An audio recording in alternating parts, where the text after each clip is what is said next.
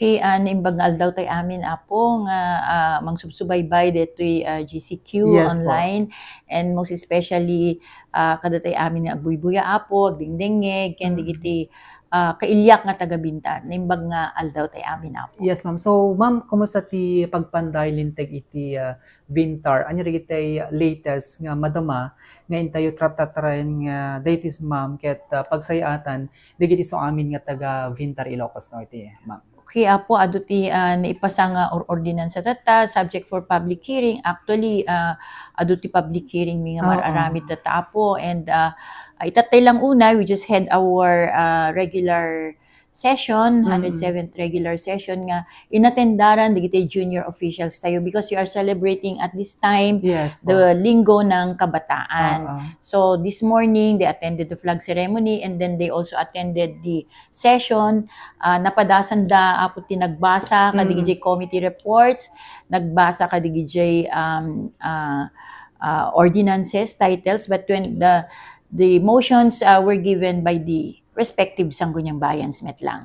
So they were given the chance na makapag-feel what it is in the legislative and hopefully it will inspire them nga next generation si Sudan Tumeti Sumarsal no.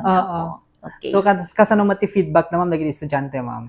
They were very happy naman and they were also very supportive of our legislative department kasi itatay dala nakita nga syempre kastigayam ti mapaspasamak. So that is transparency in legislation.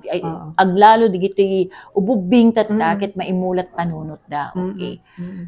Okay, ma'am, iti Vintar Ilocos Norte pagamutay nga dagiti proyekto ti LGU, ma'am, nga iti ket kalikagom ni Mayor De Gala nga mapaalisto at the same time kalkalikaguman na iti suporta iti pagpanday linteg. So kumusta met, ma'am, iti biyangyo ken digiti adda iti members iti konseho tayo, ma'am? Okay naman, so far naman we are still in unified collaboration in doing our legislative work. Apo ta even the mayor is also appreciating it. Yes, during kadidi panagi distribute me iti learning materials kadigitoy during the as part of DJ contribution me iti Brigada Eskwela.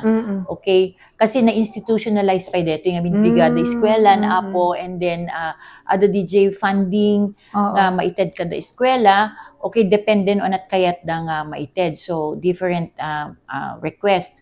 So, during that time, I was with the mayor, kadbak digiti Sangguniang Bayan apo, and the mayor was very appreciative nga na-appreciate digiti ordinansa nga nararamid na putputar tapno no at damit ma-implementar iti executive level. And we support each other apo kasi no anamit ti pagdurdurasan tayo kada pag pinpintasan iti ili tayo nga bintar, we do it.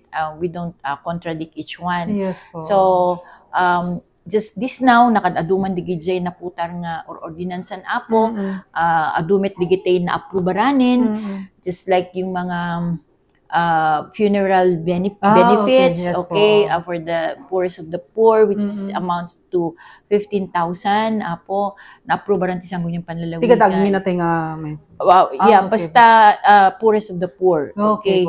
Number 2 na-aprobaran pa dito extension dito ordinansa tayo apo may panggip ti financial assistance to persons with mental health disabilities, mental health conditions, connected in the amount of 500 per month and then it will be given a quarterly basis. Tapos doon lang maano tayo apo. And then ado digiti ordinansa tayo about stray animals, ado di ordinansa apo under public hearing, dito panakaiparit ti panakaiwarwar ken panag-stray ti dadakkel metatan. It's not only the dogs and the cats but digiti dadakkel like cows, carabaos, horses, goats most especially kasi they cause vehicular accident. Usually data ti reports nga minti police nga isut kokos ti ko dapin na tay di bulbulala may pangbarangay bulbulala regarding this apo. It is still under public hearing. Dati pa'y Siwawa rice fortification tayo. We have an ordinance for that, incorporating it into our municipal nutrition action plan of the municipality of Bintar. Apo pang tulong kadigiti micronutrient deficient nga ububing, pregnant women, most especially the senior citizens. Yes po. Okay, we will produce an iron fortified rice. It will be called Siwawa iron fortified rice. Apo, adupay na duma-duma pay apo. And then happy to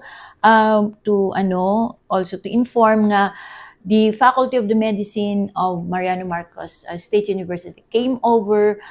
We proposed namin idi apo. I met with the dean before, being the chairman of the Committee on Health. No mabalin nga at dami that extension da ito'y ilitayo nga Bintar. So there was a MOA that was presented, and it is still studied by our legislative staff officer and isuda metapnuno before they're going to present it. Nga digiti estudyante from first year, second year, third year of the College of Medicine, they will community engage here in our municipality. Apo umay dadtoy ket we will be part of their activities. Okay, so napintas dito apo nga collaboration the College of Medicine of Mariano Marcos State University College of Medicine, and likewise iti ili tayo nga Bintar. And also DJ through Dr. Bolompo regarding yung rehab. Okay, kasi ada DJ umay ag-practice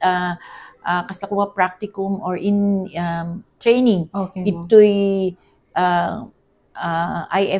FCIS, yung ano natin, yung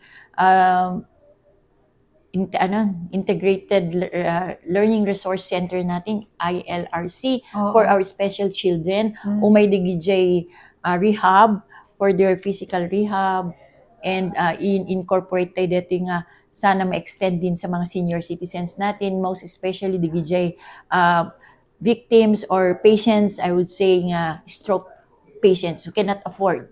So these are the collaborations that we are doing right now.